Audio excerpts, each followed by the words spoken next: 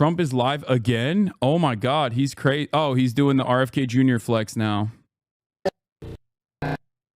Okay, nice. Nothing works. RFK is actually breaking the broadcast, it seems. Holy what is happening?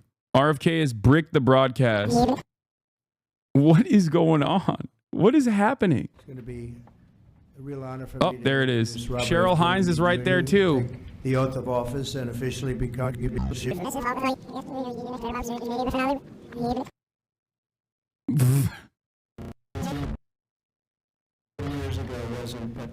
What is going on? Kennedy Jr. take the oath of office and officially become our Secretary of Health and Human Services. Just as I promised last year, Bobby is going to lead a great national mission to make America healthy again, and he's going to do it. I think he's going to do things that will really make us very proud of this day. Like his father, Senator Robert F. Kennedy, and his uncle, President John F. Kennedy, Bobby has devoted much of his life to serving his fellow Americans in his campaign for president, and he was a very tough competitor. I did not like it at all. I said, let's get him on my side. But in his campaign for president in 2024, Bobby brought together a coalition of supporters across party lines, and he really worked very hard, and he had tremendous support, unbelievable support, and I think a lot of that support came my way when we decided to do a little merger, and it was really great, and it was very loyal, incredible people. They believe in him so strongly because he's a fierce advocate for the health of our children and for the values of free speech, democracy, and peace. And people are going to be very impressed, I have no doubt. I've known him a long time. He's been a friend of mine a long time. Perhaps most importantly, though, Bobby created a nationwide movement made up of millions and millions of mothers and fathers and young people and concerned citizens of every background who want to end and this horrible chronic disease crisis that exists in America. He's absolutely committed to getting dangerous chemicals out of our environment and out of our food supply and getting the American people the facts and the answers that we deserve. After years in which our public health system has squandered the trust of our citizens, and they really have. They don't trust us. They don't trust anybody, frankly. They've gone through hell. There's no better person to lead our campaign of historic reforms and restore faith in American health care.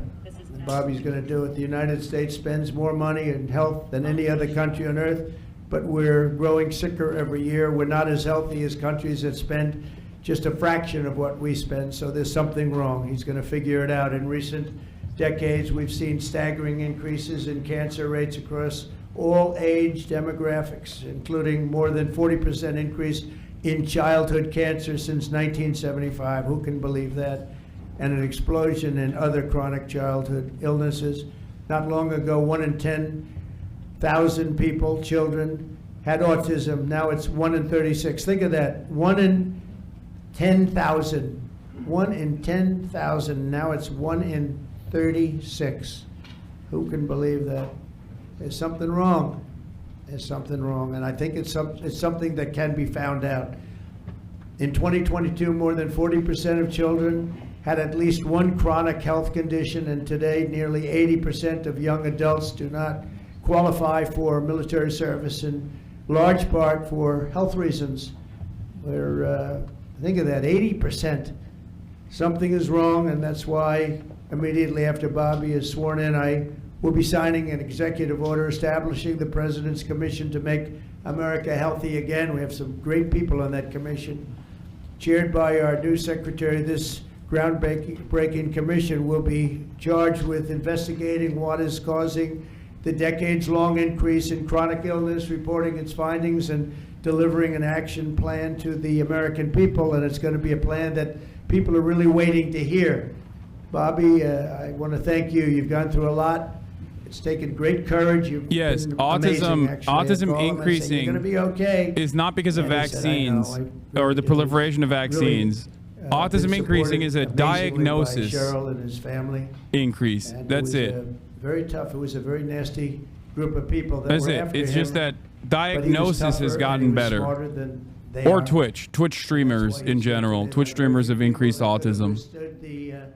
The assault, but he was able to. So I just want to congratulate you, and we have a very special person here to swear you in, a man that I think has done just, I think he's just an amazing man. It's also the same reason why it's mostly prominent in boys in general, or at least initially from the 90s onward, it was mostly prominent, seemingly only increased in boys. Why didn't it increase in women?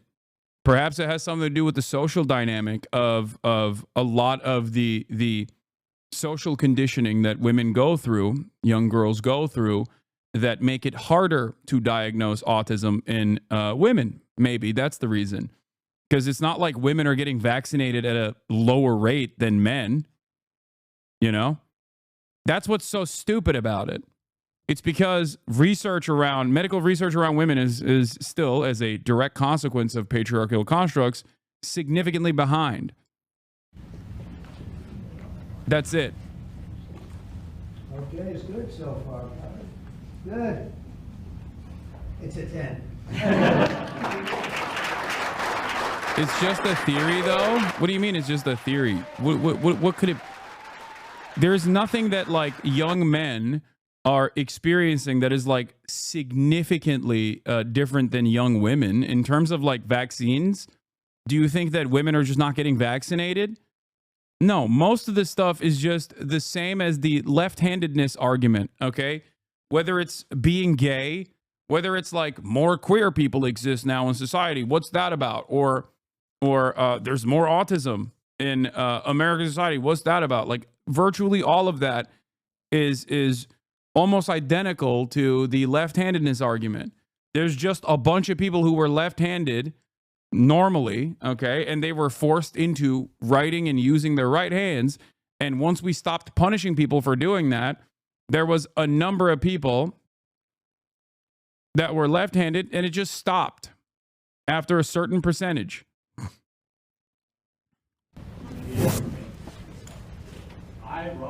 Yeah, the autism spectrum disorder is a vast criteria of different kinds of neurodivergencies that was put under the same umbrella, and also had significantly better ways of diagnosis, especially since the 90s, which then led to a massive number of boys becoming autistic. Why are they becoming autistic?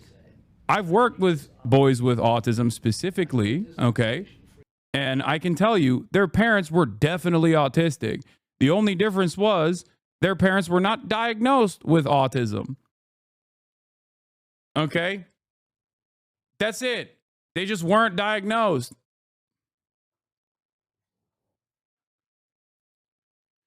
The notion that there is a ginormous disparity. Yeah, some might say I still work with a lot of men with autism now, but the notion that there is this gigantic disparity between men catching autism versus women catching autism immediately undermines the vaccination argument. Okay? That's it. Like a lot of your parents have, some of you who are autistic have immediate family members that suspiciously have lifelike model trains. Okay? They have an entire room dedicated to model trains, and that doesn't even ring any alarm bells in your mind about an autism diagnosis for your uncle, okay? Or for your dad. What the fuck do you think is going on? Yeah, that boy is autistic as hell, okay? The only difference is he grew up in the 60s, 70s, 80s where he wasn't diagnosed. Oh, no, you don't understand. He's just quirky. He just quirked up. He's just got his, key interests. Oh, yeah, okay. Who was president then, where we talked about the environment. He was involved deeply, as we all know, in restoring physical fitness to this country. He challenged at one point during his administration, he challenged Americans to do a 50-mile walk, which I ultimately did. Have you ever seen a severe case of autism like nonverbal? Yes. His walk, I have. And yes, the parents weren't nonverbal. up at Camp David, and my father came in after 18 I know. hours walking on the CNO towpath and with his feet bleeding and blisters on them. My father had one of his best friends was Al Lowenstein. And Al Lowenstein ultimately was a congressman from New York who was assassinated. Me and my wife actually got invited to do a study about genetics and autism because both of our kids are diagnosed autistic. I got pretty high on that test too. Yeah. Get rid of President Johnson and end the Vietnam War. And at the time that he started it, people just thought it was a fool's errand. And ultimately, he asked my father to run for president against Johnson. My father wouldn't do it at that time, and he asked Gene McCarthy. McCarthy did it, and he joined that campaign. And my father ultimately ran, and Johnson then dropped out. So Al Lowenstein succeeded.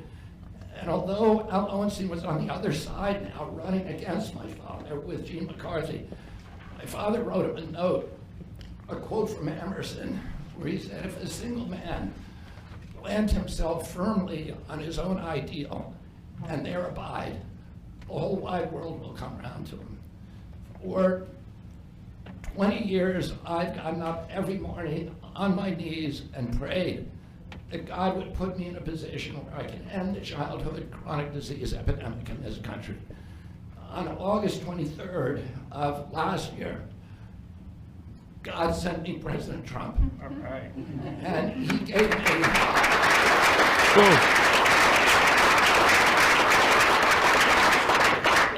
He's now given me, he's kept every promise that he's made to me.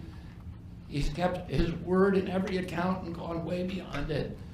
I'm so grateful to you, Mr. President. A lot of people told me that I couldn't trust President Trump, that I better get it in writing. And we did a handshake, and everything that he told me he was going to do, he has done. Right. And I'm so grateful to him, and I've told you before, I genuinely believe that you are a pivotal historical figure, and you are going to transform this country at a time when we see all of the indicia of democracy now in tatters in our country. We see the rise of the military-industrial complex, the rise of totalitarianism, these attacks on our Constitution, and this breathtaking epidemic that is disabling our people. President Trump has promised to restore the American dream in this country. A healthy person has 1,000 dreams. A sick person only has one. 60% of our population has only one dream, that they get better.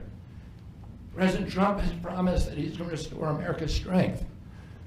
But we can't be a strong nation if we have a weak citizenry. I love that this man is the beacon of health, okay? I need you to understand what you're seeing right now, this man on screen, okay? This man right here, that's the beacon of health. We need a man on a white Do you understand me?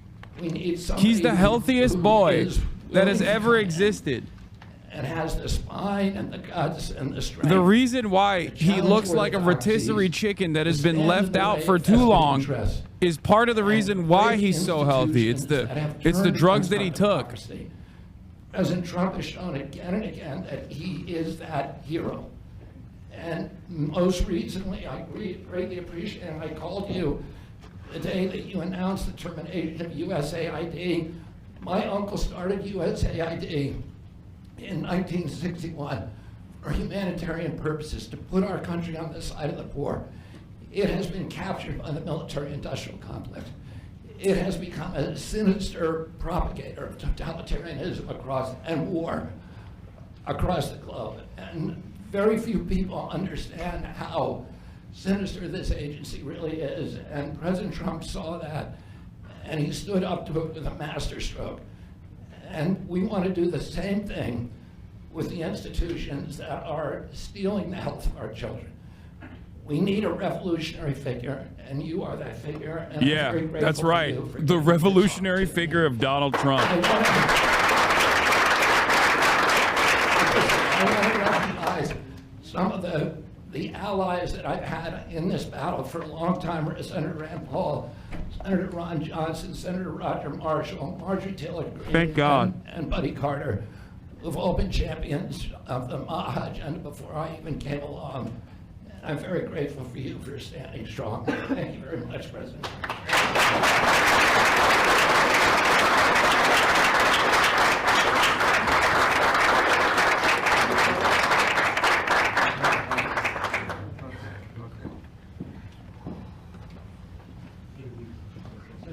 Senator, if I could ask, what plans do you have immediately at HHS now that you're sworn in, sir?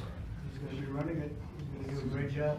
What would you like to That's see my him do plan. first? He's going to find out a lot of secrets that have been maybe kept from us, but he's going to come up with some solutions to some big problems. So, Could you please explain why this administration is making a show going after the military-industrial complex? I don't remember anything like this during the election, and it seems like the Republican base won't support it. They're not. They're not. I'd be shocked if they actually did. Okay? Virtually everything they've done thus far is not about undermining the American military-industrial complex at all. If you look at where they're making cuts, it's shit like the NIH. Okay? They're not making cuts on anything. They're not making any cuts on, like, think about it this way, chatters. They quite literally also sanctioned they signed off on additional weapons to Israel. That was one of the first initiatives that this administration has made. I can't think of something that is more wasteful in terms of spending. When people actually hear what I think about vaccines, which is common sense, which is vaccines should be tested. If they ever cut funding to the military, it will be for veterans, okay? They'll say that they're undermining, the American empire or whatever, or at least that is how it will get presented in mainstream news. But the only thing they'll ever cut is veterans, spending on veterans' health care, things of that nature. Spending on veterans' housing, veterans' health care, maybe even college. As far as like what they talk about in terms of like the American military is so wasteful and we have to cut it, that's just populist sentiment, okay? They understand that a lot of people recognize the American military as a incredibly costly initiative.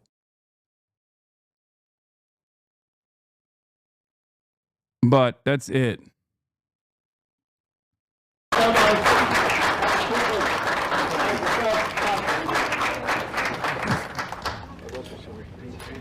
Thank you. Thank you, guys. Let's go quickly, please. Quickly, guys. Come on.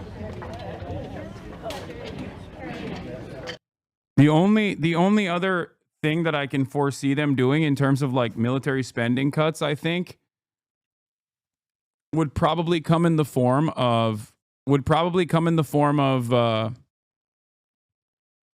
are they doing with the nose thing? That's weird.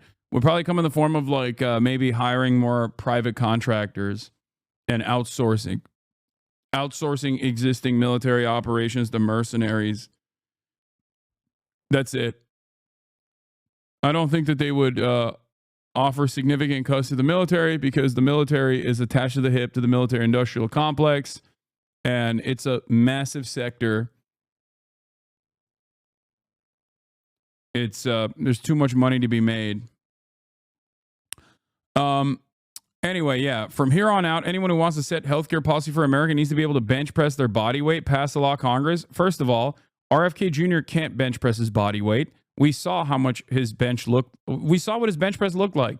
And it's shocking. It's been shocking because I think so many people, even in the physical fitness industry, have been captivated by the way he looks and hasn't really looked into the functionality of RFK Jr.'s muscles, because the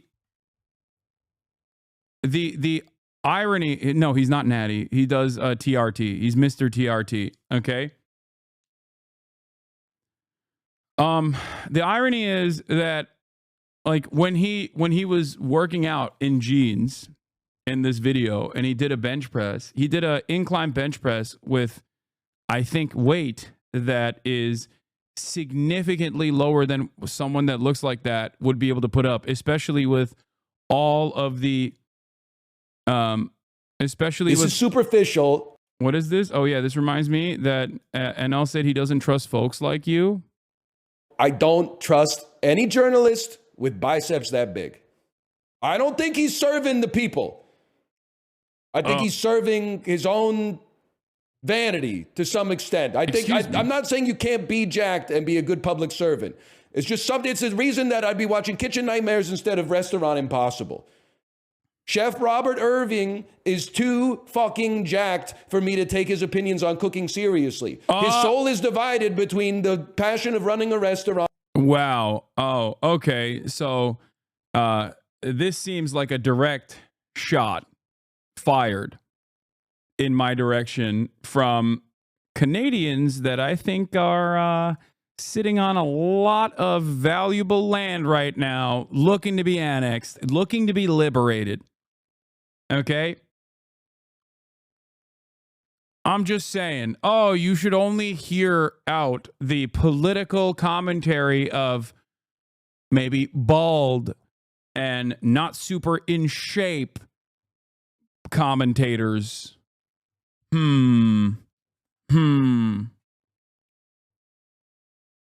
Yeah.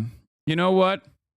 I was on board. I was on board of with defending Canada from American annexation, and now maybe Canada's looking like it needs to be liberated from the treacherous grips, the treacherous throes of socialized medicine.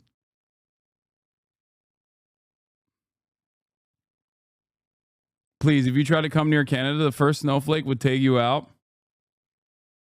You doubt the Peloton? Passion of running a restaurant and the passion of taking steroids.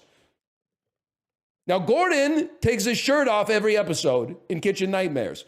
He's in good shape. He's obviously, I think he's showing off a little bit, but he's not like, you know, Hugh Jackman jacked. He's like middle-aged man who exercises jacked, okay?